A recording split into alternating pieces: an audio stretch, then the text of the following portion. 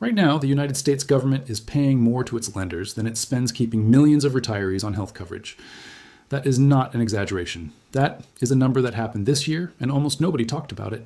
I'm going to walk you through exactly how that number connects to something sitting on your screen right now, gold trading near $4,600 an ounce, and a much quieter number that most investors never even look at. By the end of this video, you will understand why professional precious metals traders watch that second number more closely than the price of gold itself. Before we get into it, I want to ask you something. If you found out today that the interest on a government's debt had quietly become bigger than one of its largest social programs, would that change how you think about where to store value? Sit with that question for a second, because everything in this video is really an attempt to answer it. This past week, the U.S. national debt crossed $40 trillion for the first time in the country's history. 230 some years of borrowing, all stacked into one figure so large that it stops meaning anything to most people the moment they hear it. So let's make it mean something. Think about a household that spends more than it earns every single year, not once, every year, for decades. To cover that gap, the household keeps taking out new loans. Eventually, the loans themselves start costing more to service than some of the household's actual bills. That is, in a simplified way, where the U.S. federal government sits today. Every year, spending has outpaced revenue, and the difference has been financed through Treasury bonds, essentially IOUs sold to investors around the world who lend the government money in exchange for interest payments. That accumulated pile of borrowing is the national debt. It just touched $40 trillion. And the part that actually matters for your money isn't the round number, it's the bill that comes with it. In the first 7 months of this fiscal year, the federal government paid out roughly $628 billion in net interest. Not new spending, not infrastructure, not programs, just the cost of servicing debt that already exists. For context, Medicare spending over that same stretch came in at about $588 billion. Read that again slowly. The interest bill alone has now pulled ahead of Medicare, and according to projections from the Congressional Budget Office, the nonpartisan office that tracks federal spending, net interest for the full fiscal year is on pace to cross $1 trillion. That is over $3 billion a day, every day, just to service debt the country already owes. The only line item bigger than that right now is Social Security. I want to be careful here, because this isn't a story about left or right, or which administration is to blame. This is arithmetic, and arithmetic doesn't care about politics. What it does is create pressure, real pressure, on how the Federal Reserve can operate going forward. It's worth pausing on how we actually got here, because $40 trillion didn't appear overnight. Debt of this scale builds gradually, budget cycle after budget cycle, through recessions that required emergency spending, through wars, through tax policy changes, through a pandemic that forced governments around the world to spend at a pace nobody had planned for. None of that is unique to the United States. Most developed economies carry heavy debt loads today. What makes the U.S. situation worth watching closely isn't that the debt exists, it's the speed at which it's compounding, and the fact that it's compounding at a moment when interest rates are meaningfully higher than they were for most of the past 15 years. During the years following the 2008 financial crisis, and again during the pandemic, the government was able to borrow at historically cheap rates, sometimes below 2% on long-term debt. Servicing that debt was manageable because the cost of the debt itself was low. That environment has shifted. Borrowing today costs multiples of what it cost a decade ago, and that difference, applied across tens of trillions of dollars, is exactly what's driving the interest bill to these record levels. Here's the mechanism, and I'll walk through it slowly because it matters. The Federal Reserve controls short-term interest rates. When inflation runs hot, the Fed typically raises rates to cool the economy down. Higher rates make borrowing more expensive everywhere, which slows spending, and eventually brings prices back under control. That's the textbook playbook. But there's a catch that didn't exist at this scale a decade ago. Every time the Fed raises rates, the interest owed on that $40 trillion of existing debt rises right along with it. A move of just a quarter of a percentage point, what traders call 25 basis points, translates into tens of billions of additional dollars in interest costs when you apply it across debt this large. At some point, raising rates further stops being a purely economic decision and starts becoming a fiscal one. The debt itself has become a kind of ceiling on how aggressively the Fed can act. Markets have quietly understood this for a while, even if financial news rarely says it out loud. The tension showed up in a very visible way just last week. The 30-year Treasury yield, essentially the rate the government has to offer to borrow money for 3 decades, climbed to around 5.33%, a level not seen since 2007. And underneath that number, something unusual happened in the bond market that ended up being the real trigger for everything gold did afterward. The Treasury tried to auction $16 billion worth of 20-year bonds. And the auction came up short. Not enough buyers showed up to absorb it at the offered terms. Traders started calling it a buyer's strike, a polite way of saying investors looked at the terms on offer and said, no thank you, not at this price. When demand disappears from an auction like that, yields have to rise to lure buyers back in. And higher yields on new debt mean the interest bill on the country's total debt load gets even heavier. It's a bit of a feedback loop, one that doesn't resolve itself quietly. The Treasury's response came just a few days later. On August 19th, Treasury Secretary Scott Bessent announced the department would significantly expand its long bond buyback program, roughly doubling the size of individual buyback operations, starting in September. In plain terms, the government began stepping in to buy back its own older long-term bonds from the open market. More demand for those bonds pushes their prices up and pushes their yields down. It's essentially a tool for suppressing long-term borrowing costs when the private market on its own isn't willing to do it. Markets read that move immediately for what it signaled. If the government is actively intervening to hold long-term rates down, that tells you something about how uncomfortable the alternative would be. And gold responded almost instantly. On the day of that announcement, gold jumped by roughly $100 in under an hour. It finished the session up more than 4%. Silver moved even harder that same day, surging over 6%. Here's the part that most casual coverage skips. Why does gold care about any of this? Gold pays no yield. It never has. It just sits there. So when a 30-year government bond is offering you over 5% a year, holding gold instead carries what economists call an opportunity cost. You're giving up that yield to hold something that produces nothing on its own. But the moment government action pushes those yields lower, that opportunity cost shrinks. Suddenly, gold looks a lot more attractive by comparison. And when the dollar weakens at the same time, which it did, that effect compounds. Gold is priced globally in dollars, so a weaker dollar makes gold cheaper. For buyers in Europe, in Asia, anywhere outside the US, more buyers show up and prices climb further. As of this week, gold has been trading in the range of $4,600 to just above $4,650 an ounce, putting it up roughly 10% for the month of August alone, one of its strongest single-month runs in recent memory. So where do serious institutions think this goes from here? UBS commodity analyst Giovanni Stanovo has pointed to rising global debt levels combined with sustained dollar weakness as reasons gold could approach $5,400 an ounce over the next year. JP Morgan's global research team has floated even higher targets further out, citing fiscal instability, geopolitical tension, and continued central bank buying as the core drivers. I want to be clear. These are forecasts, not guarantees. Analysts have been wrong before, and markets have a habit of humbling anyone who speaks with too much certainty. But when two major institutions with very different methodologies both land on numbers well above where gold sits today, it's worth paying attention to the reasoning behind it, even if you hold the price targets loosely. One data point stood out to me more than any forecast. The central banks, the institutions that literally control national currency reserves, bought roughly 289 tons of gold in the second quarter of this year alone, a quarterly record, and they did a lot of that buying while prices were dipping from January's highs, right when many retail investors were pulling back. Think about what that means. The entities responsible for managing a country's monetary stability were using the price weakness to add more of the one asset nobody can simply print into existence. That's not proof of anything on its own, but it is a pattern worth sitting with. Now, here's where the story shifts, because gold is only half of what's actually happening in this market right now. And the second half is the part almost nobody explains properly.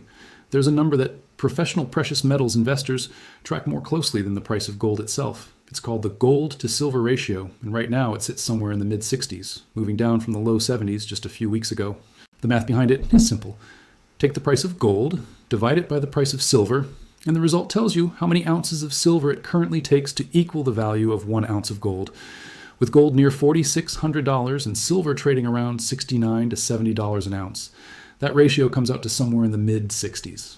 In practical terms, right now it takes roughly 65 to 68 ounces of silver to match the value of a single ounce of gold. Why does that number matter more than the price tag on either metal individually? Because it strips away the noise of the dollar price and gives you a clean read on how the two metals are valued relative to each other. Whether gold is at $500 or $5,000, the ratio tells you something the price alone can't. Whether silver is currently cheap or expensive compared to gold, based on where that relationship has historically sat. For most of the 20th century, this ratio generally hovered somewhere between 40 and 60. That was considered the normal range, the zone where neither metal was wildly out of step with the other.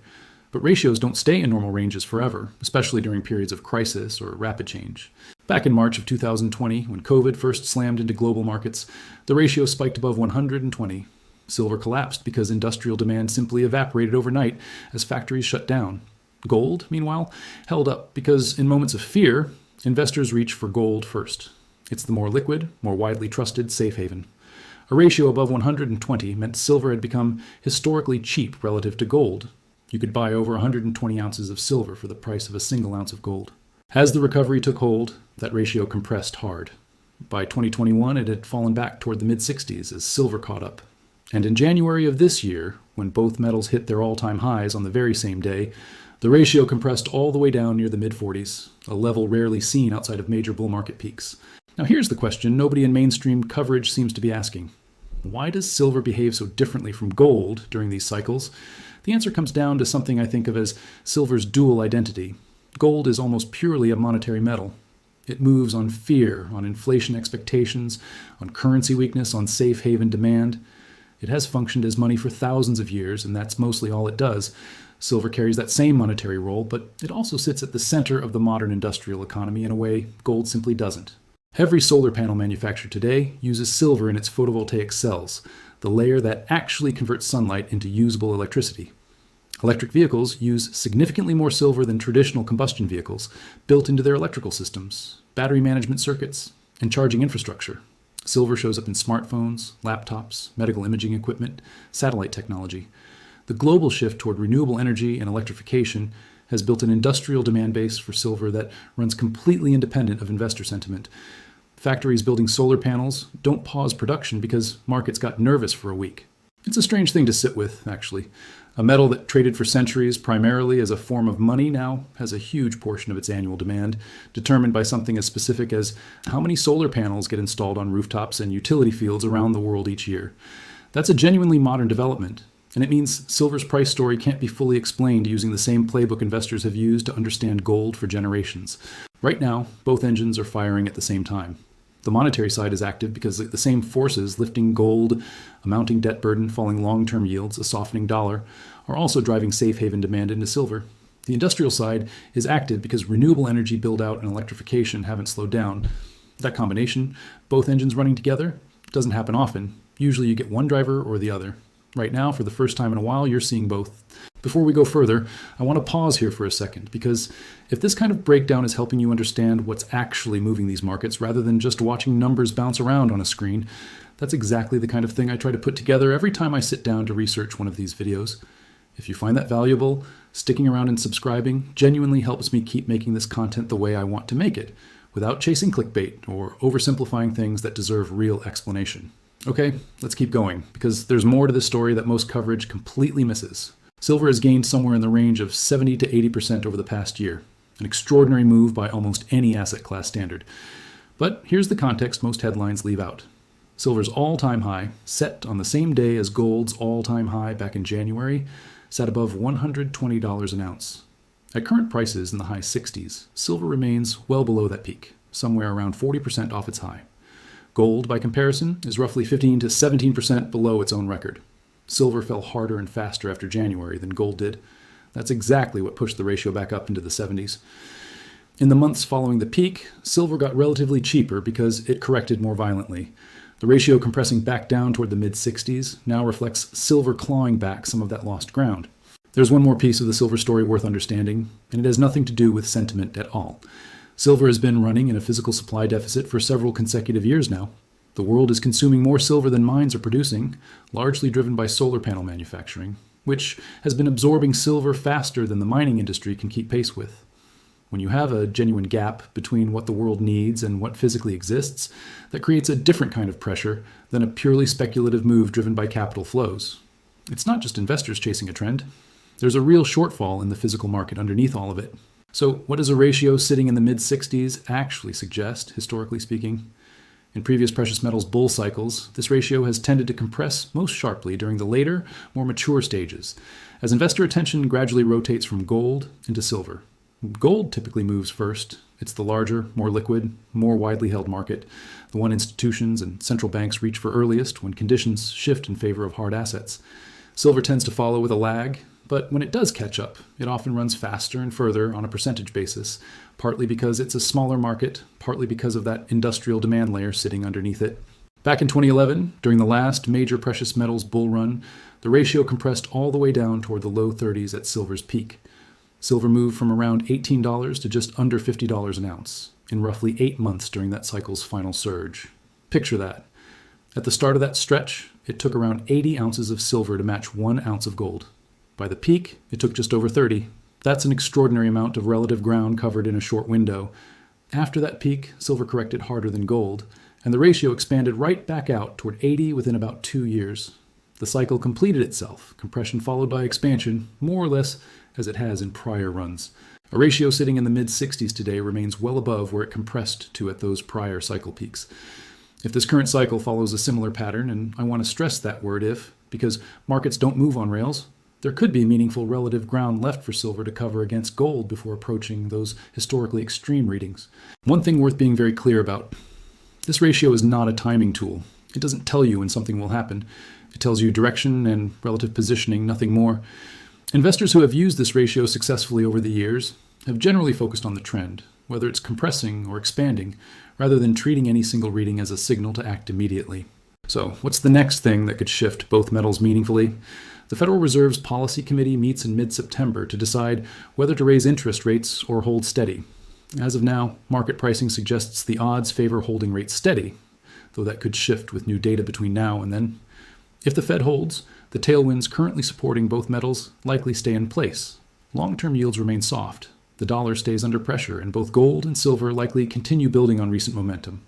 If the Fed instead moves to raise rates, that changes the picture. Higher rates strengthen the dollar and increase the opportunity cost of holding a non-yielding asset like gold, which historically puts pressure on both metals, and could push that ratio back out wider, as silver tends to give back out performance faster than gold in a rate hike scenario.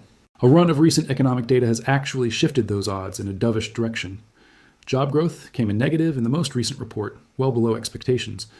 Inflation data has cooled for a second straight month. Producer prices came in flat, missing forecasts. All of that data landed within roughly the same short window, and collectively it pulled September rate hike odds down significantly from where they stood just weeks earlier. But there's more data coming before that meeting happens, and each new report has the power to move those odds again. Nothing here is settled. For anyone who wants to track these markets with a bit more clarity going forward rather than just glancing at a headline price, here are 3 things worth watching consistently. First, the gold to silver ratio itself. The continued move toward the mid to high 50s has historically aligned with silver entering an acceleration phase within precious metals bull cycles. A reversal back above 70 would suggest silver is losing relative strength, and that rotation has stalled. Second, the 30-year Treasury yield.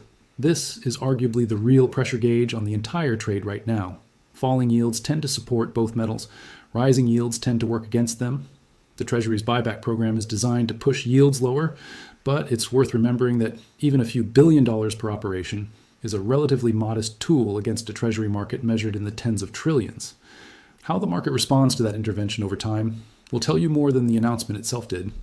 Third, the US dollar index, which measures the dollar against a basket of major currencies, like the euro, the yen, and the pound. Gold and the dollar tend to move in opposite directions, more reliably than most casual observers realize. When the dollar index falls, gold tends to climb. When the dollar strengthens, gold tends to face resistance.